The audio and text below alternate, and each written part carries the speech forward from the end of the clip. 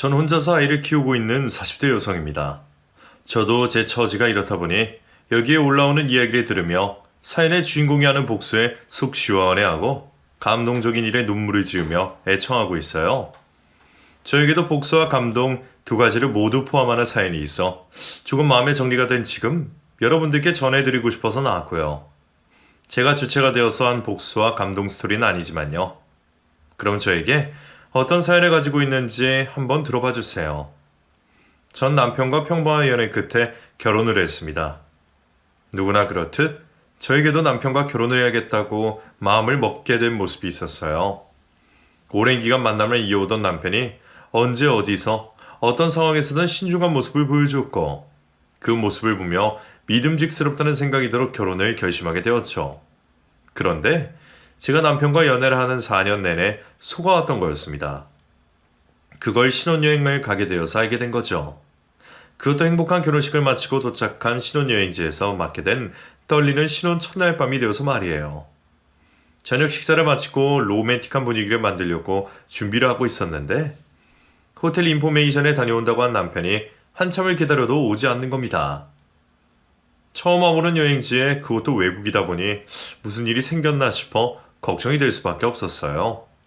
남편을 찾아보려고 엘리베이터를 타는 곳으로 가는데 복도 중간 비상계단 쪽에서 남편의 목소리가 들려왔습니다. 막 무엇인가 혼잣말을 중얼거리고 있더라고요. 전 깜짝 이벤트라도 준비하는 건가 싶어서 계단 쪽으로 귀를 가져다 댔어요. 왜 이렇게 안 받는 거야? 내가 분명히 시차 시간도 알려줬는데 이러면 나보고 뭘 어쩌라고? 남편이 하려는 이벤트에 문제가 생긴 줄 알았습니다. 자신의 계획대로 일이 풀리지 않는지 속을 태우는 남편의 모습이 고맙기도 하고 귀엽기도 하고 또 안쓰럽기도 했죠. 계획한 대로 일이 풀렸다면 좋았겠지만 굳이 잘못된 일에 마음 쓰고 시간 버리는 게 더 아깝게 느껴졌어요. 남편에게 괜찮다는 말을 하고 이제 그만 방으로 가자고 말을 하려고 다가서려는 순간 그때 막 남편이 통화를 건 사람과 전화 연결이 되었죠. 그리고 곧바로 남편의 입에서 나오는 단어를 듣고 전 지금까지 제가 남편에게 속아왔다는 걸 알게 되었습니다. 남편의 첫 마디는 제 시어머니를 부르는 엄마였죠. 엄마, 왜 전화를 이제 받아? 내가 저녁부터는 휴대폰에서 손 떼지 말라고 했잖아. 시간이 얼마나 지났는지 알아? 밖에 너무 오래 나와 있어서 길게 통화할 수는 없겠고 우선 오늘 도착해서 점심은 엄마가 말한 대로 무슨 K준이가 먹었어. 그리고 승현이가 피곤하다고 해서 바닷가 좀 둘러보고 호텔에서 쉬다가 저녁도 엄마가 말한 거에서 먹었고. 승현이도 좋아하는 것 같아. 근데 이제부터 어떻게 해? 아니, 난 아직 안 씻었어. 승현이는 씻는다고 했고. 여기 호텔 가운이 있어. 그거 입고 나가면 돼? 그리고 불은 씻기 전에 꺼야 하는 거야? 아니면 씻고 나오면서 꺼? 남편이 글쎄 첫날 밤을 어떻게 보내야 하는지를 시어머니께 여쭤보고 있더라고요. 이곳에는 차마 적을 수 없지만 부부관계에 있어서 지극히 사적인 이야기까지 하는 걸 보니 연애 4년 동안 남편과 어머님께서 어떻게 해왔는지 알 것 같았습니다. 제가 남편과 결혼을 결심하게 되었던 신중함이 사실은 모든 걸 시어머니에게 묻고 확인받기 위해 필요한 대기 시연기였던 걸 알게 된 거죠. 어쩐지 아침, 저녁, 휴일, 주말할 것 없이 회사에서 너무 많이 남편에게 전화한다 싶었는데 그게 사실은 전부 시어머니에게 의사결정을 묻기 위한 통화였던 거예요. 전 그런지도 모르고 제 주변 사람들에게 저희 남편 없이는 회사 일이 돌아가지 않는다며 자랑을 늘어놓았는데 말이죠. 지금까지 무려 4년 동안이나 남편이 저를 속였던 거였습니다. 화가 났던 저는 방으로 들어가 문을 걸어 잠그고 분위기를 잡으려 준비했던 와인을 병채 마시게 되었죠. 남편과 다툼이 벌어지면 그대로 밖으로 나가버리려 옷도 갈아입었습니다. 이후 시어머니에게 첫날 밤에 대한 모든 지시를 다 전달받았는지 남편이 방으로 들어오려고 했죠. 문이 열리지 않자 문을 두들기며 저를 부르는 남편에게 문 반대편에서 사시대로 말하라며 묻게 되었어요. 당신 지금까지 뭐하고 있었어? 뭐긴 밑에 인포메이션에 내일 일정이 필요한 거 묻고 왔지. 시간이 좀 걸려서 그래? 내가 내려가니까 단체 관광객들이 버스에 내려서 체크인 한다고 정신이 없더라고. 그래서 좀 늦었어. 미안해. 여기 호텔은 인포가 비상계단에도 설치되어 있어? 그리고 난 단체 관광객이라고는 코빼기도 못 봤는데. 왜? 이런 상황은 어머니께서 안 알려주셨어? 거짓말이 바로 튀어나오네? 어? 그게 내가 문 열어줄 건데 방에 들어와서 내가 하는 말에 또다시 날 속이고 거짓말하면 나 짐 가지고 여기 나갈 거야? 한국으로 들어가서도 이 거짓된 결혼 생활 더 이어가야 할지 고민할 거고. 그러니까 내가 묻는 말에 솔직하게 말해. 그렇게 문을 열어줬고 제 눈을 쳐다보지 못하는 남편의 의자에 앉혀 어디서부터 어디까지 어머니께 물어가며 저와 만남을 가져왔는지 물어보게 되었습니다. 첫날 밤 일까지 물어봤으니 그 정도가 심할 거라는 건 어느 정도 예상을 하고 있었지만 제 생각보다 더 심하더라고요. 입는 옷과 데이트 코스는 물론이고 결혼을 해야 할지 말아야 할지 물어보고 저에게 사랑한다고 보내는 문자 메시지까지 확인을 받았다고 했죠. 그러니까 저와 남편만이 알고 추적해야 할 모든 상황을 어머니께서도 알고 계셨고 하나하나 직접 남편에게 자신의 생각대로 하라고 지시를 하고 있었던 겁니다. 어떻게 보면 전 로봇과 연애를 하고 결혼을 했던 거죠. 어머니가 연애를 했다는 말이 더 맞는 말일지도 모르고요. 사기 결혼이다 싶더라고요. 남편은 절 사랑하는 마음만은 진실하다 했습니다. 저와 결혼해야 할지는 물어봤지만 그것도 저와 결혼을 하고 싶어서 자신이 먼저 어머님께 물어본 거라고 했죠. 그것도 말이라고 하는 남편을 보니 어이가 없었습니다. 어린 시절부터 모든 걸 어머님 의사결정에 따라 살아와 문제가 심각해 보였습니다. 속아서 하게 된 결혼이었지만 물을 수도 없었으니 제가 남편을 설득시켜 더는 어머님께 의지하지 않도록 남편을 고쳐보려고 했죠. 제가 심각하다고 말을 하니 남편도 문제를 인지하고 제 말에 수긍을 하는 듯 보였습니다. 당장 내일부터 어머님의 지시에 따르지 않고 모든 걸 스스로 선택해보기로 한 약속을 한 채 잠자리에 들게 되었죠. 그렇게 망쳐버린 제 신혼 첫날 밤이 흘러갔습니다. 다음 날부터 습관적으로 어머니께 연락을 하여 뭐든 물어보려는 남편을 제지했고 직접 결정을 하도록 훈련을 하게 되었습니다. 금단 증상이라고 해야 할지 모르겠지만 남편은 자신이 결정을 내려야 하는 상황에서 어머니께 묻지를 못하자 불안해하는 모습까지 보였죠. 그럴 때마다 남편을 어르고 구슬리면서 어린아이를 가르치듯 옆에서 스스로 선택할 수 있게 도와주었죠. 그래도 어머님께 지난 30년 넘게 기대고 의지한 시간에 비해 남편은 빠르게 변해가고 있었습니다. 하지만 그 갑작스러운 변화를 심호도 눈치챘어요. 그럴 수밖에 없던 게 밥 사먹는 것조차 일상적으로 물어보던 아들이 연락을 하지 않으니까요. 심호는 그 이유가 당연히 저에게 있을 거라고 생각했고 아들에게 변한 이유를 묻게 되었죠. 남편 말로는 끝까지 말 안 하려고 노력을 했다는데 그 말에 대한 진위 여부는 모르겠고 어찌되었든 심호가 저 때문에 자신의 아들이 변한 걸 알게 되었습니다. 그리고 곧장 저를 집으로 불러들여 자신의 아들을 망치지 말라는 막말을 쏟아냈죠. 네가 우리 한석이한테 나한테 그만 전화하라고 했다며. 너 무슨 생각으로 엄마 아들 사이를 갈라놓으려고 하는 거냐? 갈라놓으려고 하는 게 아니고요. 한석 씨가 너무 사소한 것 같이 어머니께 묻고 그대로 행동하니까 이제는 스스로 생각하고 행동하라고 한 거예요. 그래, 네 입으로 잘도 말하네. 그게 모자 사이를 갈라놓는 거지. 너 네 남편 벌써부터 길을 잡고 네 손바닥 안에 놀게 하려는 것 같은데 내가 좋은 말로 할 때 그만해라. 어머님, 한석 씨 어린애 아니에요. 다 큰 성인이라고요.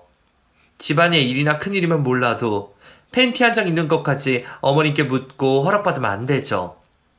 한석 씨 아끼시는 마음은 저도 잘 알겠는데 이제는 한석 씨 좀 믿으시고 놔두세요. 너는 말을 좀 이상하게 한다. 뭘 믿고 못 믿어?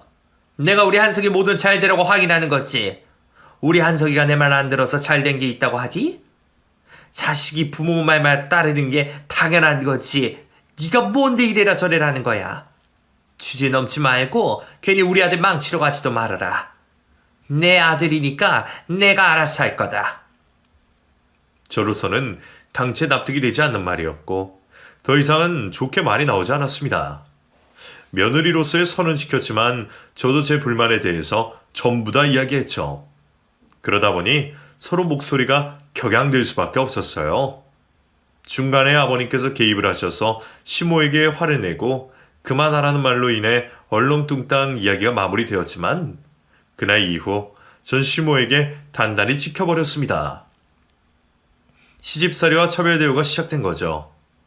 일부러 저에게 골탕을 먹이려고 작정한 시모의 행동들은 전부 다 참을 수 있었습니다. 아버님 눈치가 보여 저희 집으로 막무가내로 밀고 들어와 별의별 일을 다 시켜도 일부러 약을 올리려 눈 하나 깜짝하지 않고 시키는 일을 다 했어요. 헛걸음과 헛수고를 하게 만들어도 항상 웃는 얼굴로 아무렇지 않은 척하며 저도 맞대응을 했죠. 남편에게 고깃국을 주고 저에게는 맹물을 탄 국물만 주는 일을 허다했고 부피만 큰 빈 상자를 선물하는 건 차별 대우에 들어가지 않았습니다.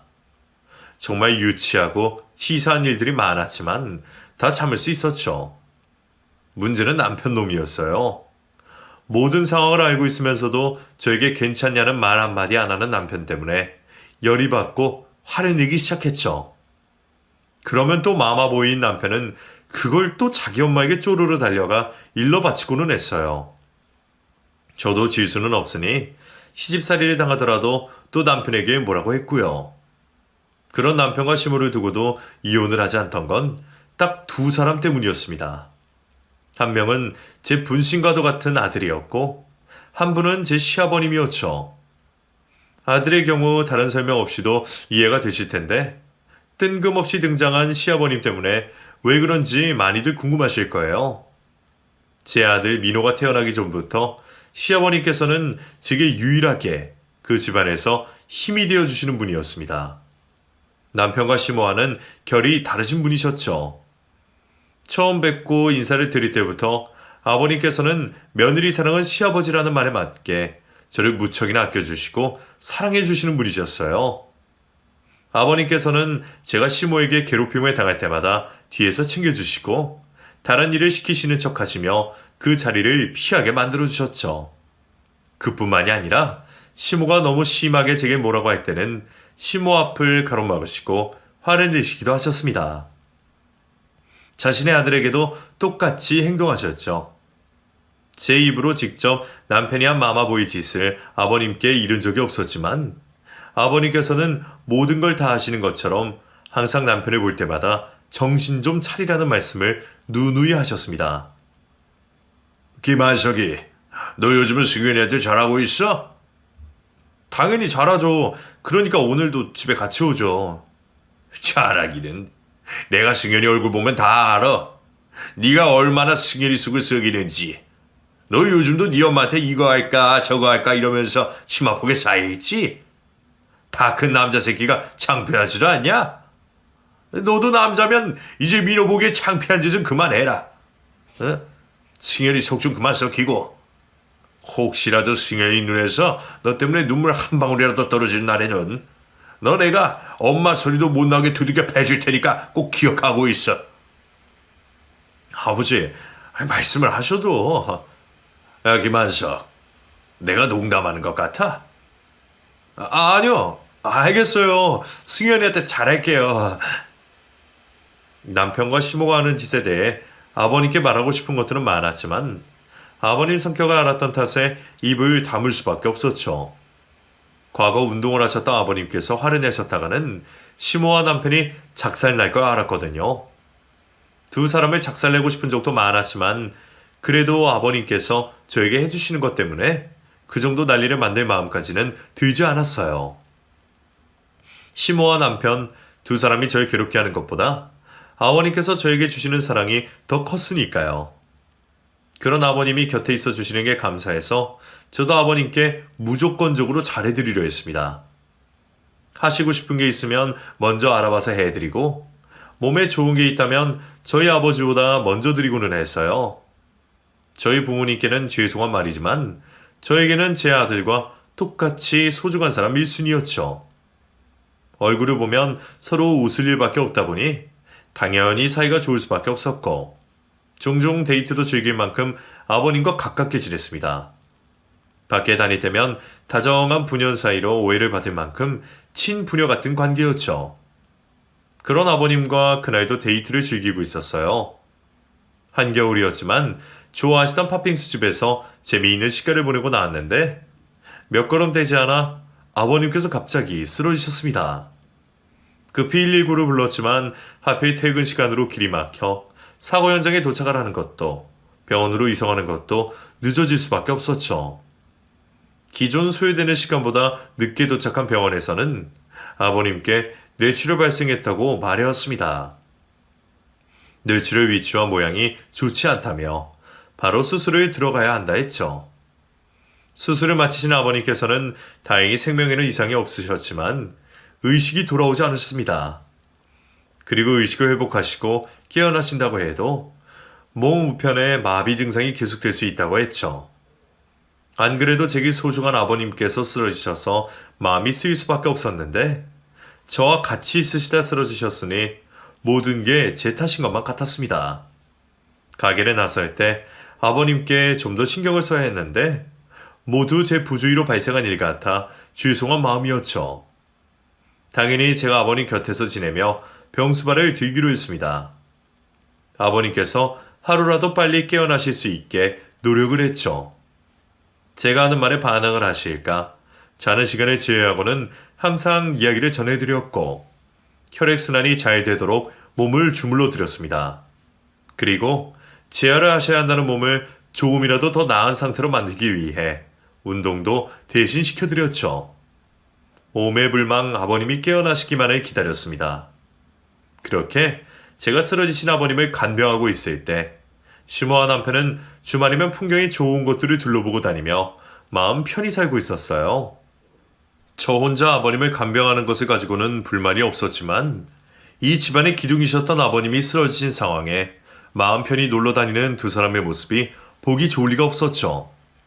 정신 좀 차리라고 대놓고 시모와 남편에게 말을 했습니다. 어머님, 지금 정신이 있으신 거예요? 아버님께서 아직까지 의식 없이 병상에 계시는데 놀러 다니실 생각이 드세요? 당신도 자식이라면 어떻게 이럴 수가 있어? 물상 짓고 있으라는 게 아니라 적어도 아버님 걱정하는 티는 내야지. 이 시국에 눈꽃 보러 다니는 게 말이나 돼? 그럼 우리가 집구석에만 처박혀 있을까? 그래서 우울증이라도 걸리라고? 네가 나중에 네 시아버지 병수발 못 들겠다고 하면 그땐 우리가 해야 할 것 아니야. 근데 우리도 우울증에 걸려 있으면 그땐 네 시아버지 누가 챙기는데? 맨날 놀러 다니는 것도 아니고 일주일 중에 겨우 주말 이틀만 다니는 걸 가지고 뭐라고 하니? 너 나랑 내 남편 앞에서 큰 소리 치르고 먼저 수발 들겠다고 나선 거야? 네가 우리를 못된 사람으로 몰아서 하는 말인데 이 사람 쓰러진 거 너 때문에 벌어진 거 아니야? 네가 네 시아버지 고려받은 걸 알면 알아서 조심을 했어야지. 나도 이 사람 다시 일어날 거 알아서 네 탓을 아직은 하지 않고 있는데 혹시나 이 사람 잘못되거나 평생 장애를 살아야 되면 그땐 나도 작정하고 네 탓을 할 거다. 그렇게만 알고 있어. 그 말다툼을 계기로 저와 시모 사이는 점점 나빠지기 시작했습니다. 그러다 보니 궁금해지던 게 있었죠. 과연 시모가 남편에게 저를 어떻게 욕할지 궁금했어요. 또 남편은 어떤 식으로 반응을 하는지도 알고 싶었고요. 아버님 간병을 마치고 돌아간 집에서 잠들어 있는 남편 몰래 휴대폰을 열어 확인해 보았죠. 그런데 생각도 못한 상황을 확인하게 되었습니다. 남편이 바람을 피고 있었어요. 그것도 시모가 소개시켜준 여자와 말이죠. 살다 유부남인 아들에게 여자를 소개시켜준 어머니 이야기는 처음 들어봤습니다. 그 말도 안 되는 상황이 저에게 벌어지고 있었죠. 당연히 화가 났지만 이혼을 하더라도 제가 유리하려면 증거가 있어야 할 것 같았습니다. 우선 보고 있던 남편 휴대폰 문자 내역과 SNS 메시지 내용을 전부 다 동영상 촬영을 하여 증거로 남겼죠. 그리고 아버님 간병을 하며 틈틈이 남편 불륜의 증거를 모아갔습니다. 정말 너무나 답답한 상황이었어요. 친정 식구들, 친구들에게 창피하여 말을 꺼낼 수가 없었죠. 넋두리 할 곳이라고는 의식 없이 잠들어 계신 아버님밖에 없었습니다. 너무 답답할 때면 아버님께 제 처지를 말하곤 했어요. 그런데 그 넋두리 같은 혼잣말을 남편과 시모 두 사람 중 누군가가 들었던 것 같아요. 아침에 일어났더니 모아왔던 남편의 불륜에 대한 증거들이 전부 지워져 있었죠. 그 증거 파일들을 복사해 넣어놓은 노트북도 사라졌고요. 누가 그런 건지는 안 봐도 뻔했습니다. 남편과 시모뿐이죠. 불륜을 입증할 증거도 사라졌으니 저도 대놓고 두 사람에 따져 묻기로 했습니다. 그런데 남편과 시모 두 사람 모두 어이없는 말을 늘어놓는 거예요. 사람이길 포기한 사람들처럼 있을 수도 없는 일을 가지고 저에게 누명을 씌웠습니다. 당신들이 그랬지. 내가 모은 증거를 없앤 거. 너 지금 무슨 소리 하는 거니? 그리고 당신? 이게 어디서 시어머니게 당신이라고 하고 있어? 나도 당신 아들처럼 마마보이의 불륜까지 저지른 놈과는 이혼하고 싶어. 아버님 깨어나시면 바로 이혼해 줄 테니 민호 양육권과 재산만 나한테 유리하게 줘. 이것 봐라. 이 앙큼한 일 이제서야 본색을 보이네. 야, 네가 맨몸으로 나가야지 어디서 우리 집 재산을 넘봐. 너 내가 네 시아버지가 있었던 일을 모를 것 같아? 그 이야기를 네 사돈들이 듣고도 가만히 계실까? 우리가 입 다물어 줄 테니 민호 걔만 데리고 떠나. 뭐? 당신이야말로 무슨 소리야. 나랑 아버님 사이에 무슨 일이 있었는데. 2년이 끝까지. 너 우리 남편이랑 그렇고 그런 사이지? 너 네 시아버지 곁에 딱 붙어서 있었던 이유도 네 시아버지 재산이 탐나서 그런 거 아니야. 지금도 이 사람이 일어나면 어떻게든 구워 삶아서 재산 가져오라고 하는 거 내가 모를 줄 알아? 뭐? 당신 제정신이야? 어떻게 입에도 담을 수 없는, 아니 생각해서도 안 되는 말을 아무렇지 않게 내뱉어. 누워 계신 아버지께 죄송하지도 않아? 어떻게 그런 말도 안 되는 말을 해? 너도 그게 인간이 할 짓이 아니라는 걸 알긴 아는구나. 어디 한번 세상 사람들에게 변명해봐라. 시어머니랑 남편이랑 증인이 둘이나 있는데 네 말을 들어줄 것 같아? 그리고 네 시아버지 단골집만 가더라도 너랑 붙어 다녔던 거 확인이 될걸? 당신 정말 미친 거 아니야? 내 친아버지 같은 분이야. 그런데 어떻게 그런 생각을 해? 억울하지? 근데 증명할 게 없잖아. 이 사람은 이렇게 누워만 있고 네가 이 사람과 가깝게 지낸 건 맞고, 사람들 생각하는 거야 우리가 어떻게 말하는가에 따라 바뀌지 않겠어? 평소에는 다정해 보이는 시아버지와 며느리 사이가 불륜이란 말을 들으면 그렇게도 보이겠지. 거기다 네가 네 시아버지 가진 재산 때문에 접근했다고 하면 사람들이 그럴 수도 있겠구나 싶어서 네 욕을 할 거고, 그냥 너랑 다툼이 생겼을 때 내 남편 재산은 우리 아들 거다 감히 네 시아버지에게 꼬리를 쳐. 이 한마디면 사람들은 깜빡 속아 넘어간다고. 너희 아버님과 어머님은 안 그러실 것 같아? 아무리 부모님이라고 하지만 사람인데. 이러면 너만 불리해. 괜히 돈 몇 푼 더 가져가겠다고 괜한 짓 하지 말고 맨몸으로 우리 한식이 곁에서 조용히 떠나. 안 그러면 너 주위 사람들 전부 다 너에게 뒤돌아서는 일이 생기니까. 협박을 해왔습니다. 전 결백했지만 그 말도 안 되는 상황을 사람들은 의심할 수 있었어요. 진흙탕 싸움 되고 제 결백을 입증한다고 해도 결국 시모와 남편이 받게 될 피해는 저에 비해 너무 적었죠. 자기들도 오해였다고 말하고 피해버린다면 기껏해야 명예훼손밖에 그 죄를 물을 수가 없었어요. 하지만 저는 제 결백을 입증하는 동안 사람들에게 손가락질 받을 게 뻔했습니다. 이번에도 억울하지만 누구에게도 터놓을 수 없는 이야기였고 아버님께 또 한탄을 늘어놓게 되었죠. 이야기를 하다 저도 모르게 감정이 격해져 엎드려 눈물을 흘리고 있었어요. 그때 침대에 올려진 제 손 위로 어떤 촉감이 느껴졌습니다. 바로 고개를 들었더니 아버님의 손이 제 손을 잡고 있었어요. 하필 제가 억울해하며 눈물을 짓고 있던 그때 아버님께서 깨어나신 겁니다. 그날 이후 의식을 완전히 회복하신 아버님은 의사 선생님의 처방대로 깨어있는 시간을 조절해가며 조금씩 회복을 하시게 되었습니다. 다행히 깨어나시며 정신이 없던 덕분에 그날 제가 한 이야기를 기억하시지는 못하셨고요. 저로서는 정말 다행이었어요. 아버님께서 온전히 치료에만 집중할 수 있었으니까요. 아버님께서 깨어나신 걸 기뻐하는 저와 달리 시모와 남편은 초조해 보였습니다. 혹시 제가 아버님께 두 사람이 한 행동들과 저에게 씌웠던 누명을 일러 바칠까 싶어서 말이죠. 제 입에서 그 말이 나올까 싶어 먼저 저에게 원하는 만큼의 합의금을 줄 테니 이혼을 해달라 했습니다. 다른 때였으면 당연히 두 사람의 제안을 거절하고 싸움닭처럼 굴었을 텐데 그때 저는 너무 지쳐 있었어요. 지긋지긋한 남편과 시모 두 사람과의 관계를 끝내고만 싶었죠. 그리고 아버님이 깨어서 하셨다는 걸로 마음의 짐에 덜었던 탓에 온몸에 긴장이 풀려 있었고요. 저 역시 그 돈을 받은 걸로 하고 남편 그리고 시모와의 악연을 끝내기로 했습니다. 남편과의 결혼 생활을 마무리하기로 했었기에 아버님과 보낼 시간도 얼마 남지 않았었습니다. 완전히 회복을 하신 모습을 꼭 보고 싶었는데 그 순간에 함께하지 못하게 된 것이 아쉬웠어요. 그래서 얼마 남지 않은 시간은 최대한 아버님과 많은 시간을 보내기로 했죠. 제가 떠나기 전까지 조금이라도 더 이전과 같이 아버님을 회복시켜드리고 싶었거든요. 그렇게 아버님의 재활을 돕던 중에 아버님께서 시모와 남편을 병원으로 직접 부르셨습니다. 저와 남편이 이혼한다는 사실을 모르고 계셨던 아버님께 제 불편한 모습을 보이기 싫었던 저는 일이 생긴 척하며 자리를 떠나려고 했죠. 그런데 아버님께서는 온 가족들이 모인 자리에서 하실 말씀이 있으셨다고 하셨어요. 어쩔 수 없이 자리를 지킬 수밖에 없었고 남편과 시모와 함께 있는 불편한 자리를 가지게 되었습니다.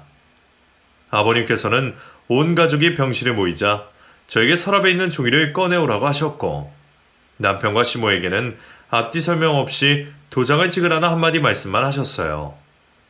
저를 포함해 남편과 시모 모두 아버님의 뜻을 알 수 없는 말씀에 어리둥절을 하고 있었죠.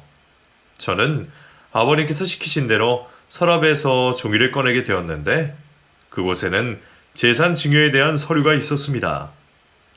아버님께 서류를 건네드려야 해서 아주 잠깐 훑어볼 수밖에 없었지만 제 이름이 있다는 건 보았죠. 그때까지만 해도 쓰러지신 아버님께서 생전의 재산에 관해 정리를 하시는 걸로만 알았어요. 제 이름이 있다고 하나 곧 남편과 이혼을 한 후에는 이 집안 사람이 아니었기에 크게 관심을 가지지 않았죠. 제게 서류를 넘겨받은 아버님께서는 곧장 두 사람에게 그 서류를 들이미시면서 사전에 가져오라고 한 도장을 찍으라고 하셨어요. 도장 찍어. 이게 무슨 서류인데요? 아픈 사람이 이런 것도 언제 준비했고 무슨 내용인지 보고 도장 찍읍시다. 전 빨리 이 시간이 끝나기만을 기다리고 있었고 시모와 남편은 아버님께 받은 서류를 읽고 있었죠. 그런데 서류를 들고 있던 시모의 손이 부들부들 떨리기 시작하더니 갑자기 저를 찌르보았습니다. 딴 여자랑 바람난 지아들 놈과 이혼까지 해주는 마당에 왜 나를 찌르보나 싶더라고요. 저도 밀리지 않으려고 똑같이 시모를 누르보았죠. 그리고 곧바로 남편의 입에서 시모가 왜 저를 째려보는지 알게 되는 말이 흘러나왔습니다. 아버지, 여기 이름을 잘못 적으신 것 같은데요? 아무래도 수정하셔야 할 것 같아요. 중요받는 사람이 승현이로 되어 있어요. 승현이가 받을 돈이니 승현이 이름이 적혀있지. 나도 몸 아픈 내가 못 믿어서 몇 번이고 확인해봤다. 토시 하나 틀린 것도 없으니 참말 말고 얼른 도장이나 찍어. 아버지, 저랑 엄마가 아버지 충격받으실 것 같아서 미처 말씀을 못 드렸는데 저랑 승현이 곧 갈라설 거예요. 다시 합칠 가능성도 없고요. 이런 거 작성하시면 최소한 엄마랑 상의나 하시고 작성하시지. 저희가 이런 상황 설명 못하고 덜컥 도장 찍었으면 어떡할 뻔했어요. 이 종이는 제가 파쇄할게요. 너 이 새끼, 내가 쓰러져서 몸이 좀 불편하다고 정신까지 놓은 줄 알아? 그 서류 내놔놔라. 아까 말했듯이 그 서류 네 이야기 듣는다고 문제될 건 없는 서류이니까 얼른 도장이나 찍어. 네? 도대체 무슨 말씀하시는 거예요? 방금 제가 한 말 이해를 못 하셨어요? 저 승현이랑 곧 이혼한다니까요? 곧 남남이 될 거라고요. 그런데 아버지께서 승현이에게 재산을 증여해 주세요. 그리고 저야 아버지 기대에 못 미치니까 못 믿어서 재산을 안 주신다고 하더라도 엄마가 살아계시잖아요. 우선순위를 따지고 보면 엄마가 받아야죠. 여보, 당신 아직 회복이 덜 되었나 봐. 여기서 더 말하면 혼란스럽기만 하고 몸에도 더 안 좋을 수 있으니 내가 의사 선생님 불러올게. 이 서류는 검사 받고 당신 정신이 맑을 때 그때 다시 이 서류 가지고 이야기합시다. 이것들이 정말 몸 아픈 사람한테 계속 두 번 말하게 할 거야? 두 사람 다 내 재산 받을 자격 없으니 우리 승현이에게 내가 주겠다고. 내가 두 사람이 승현이 쫓아내려고 작당 모의한 걸 몰랐을 것 같아? 한석이 너희 새끼 결혼해서 애까지 있는 놈이 안 했더니 아무렇게 하고 다니고 자식 새끼 엇나가면 똑바로 가르쳐야 애미라는 게 외도를 하는데 부추겨? 이것들이 아주 우리 김씨 집안을 콩가루 집안으로 만들어 용을 쓰지. 나 절대 두 사람한테 내 돈 못 준다. 이 집안에서 제대로 된 사람이라고 할 수 있는 건 승현이밖에 없어. 내 자식 새끼 잘못 키운 값 겨우 이 푼돈 준다고 해서 갚을 수 있는 건 아니겠지만 이렇게 해서 승현이 사는데 손톱만큼이라도 도움이 되면 해야지. 아버님께서 그걸 어떻게 아시고... 언제부터 네가 하는 이야기가 들렸는지 나도 정확히 기억이 나지 않는다만 네가 울면서 저 두 사람에게 당한 일을 누워있는 내게 말했을 때부터는 또렷하게 기억이 난다. 그래서 그때 깨어났을 때부터 지금까지 네게 어떤 도움을 줄 수 있을지 생각해왔어. 그리고 어떻게든 빨리 이 병상을 들고 일어나야 네게 도움이 될 것 같아서 치알도 열심히 받았고, 수연이 네가 저 두 사람에게 받은 상처를 생각하면 두 사람에게 똑같이 내가 되감아주고 싶은데 몸도 이렇고 똑같이 할 방법이 없더구나. 네 마음의 상처는 치료해주지 못하더라도 이 돈으로 앞으로 생길 현실적인 어려움은 조금 해결해 줄 수 있을 것 같아서 너에게 증여를 하기로 했다. 미안하다. 에휴, 아까 내가 우리 집안 사람 관리를 옳게 못했구나. 내가 대신 잘못했다고 빌고 사과하마. 용서도 하지 말고 마음껏 욕하고 미워해도 돼. 다만 이번 일로 너 스스로에게 상처가 될 행동만 하지 말아다오. 아버님께서는 자세히는 아니지만 남편과 시모가 저에게 저지른 짓을 알고 계셨습니다. 아버님께서 그 사실들을 알게 되신 건 정말 기적이라고밖에 설명할 수 없는 상황이었어요. 의식이 없는 아버님께서 그 시간에 남편과 시모가 저지른 잘못에 대해 억울해하며 말을 하는 제 목소리를 듣고 깨어나셨다는 건 정말 거짓말 같은 일이었습니다. 하지만 그때는 그 놀라운 사실보다 아버님께서 저를 생각해 주시는 말씀이 너무도 와닿고 위로가 되어 다른 생각을 할 수 없었어요. 저도 모르게 지금까지 참아내고 있던 눈물을 흘리며 울게 되었죠. 하지만 제 감동스러운 심경과 상관없이 앞에 있던 시모와 남편 두 사람에게는 당장 발등에 불이 떨어진 상황이었습니다. 아버님께서 자신들의 잘못을 알고 있으니 서류에 적혀진 내용처럼 집안의 재산을 모두 빼앗길 상황에 놓여 있었거든요. 아버님이 어떤 옳은 말씀을 하셔도 자신들의 재산을 지키기 위해 쉽게 물러날 사람들이 아니었습니다.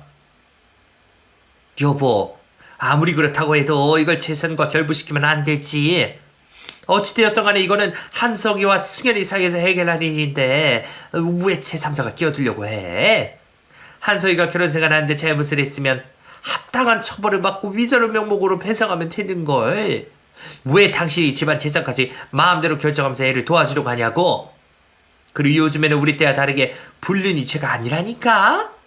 이혼 사유는 될 수 있어도 다른 사람을 사랑하는 게 죄는 아니라고. 그리고 그 재산 당신이 벌었다는 이유로 마음대로 결정하면 안 되지. 집안 살림은 누가 하고 애는 누가 키웠는데.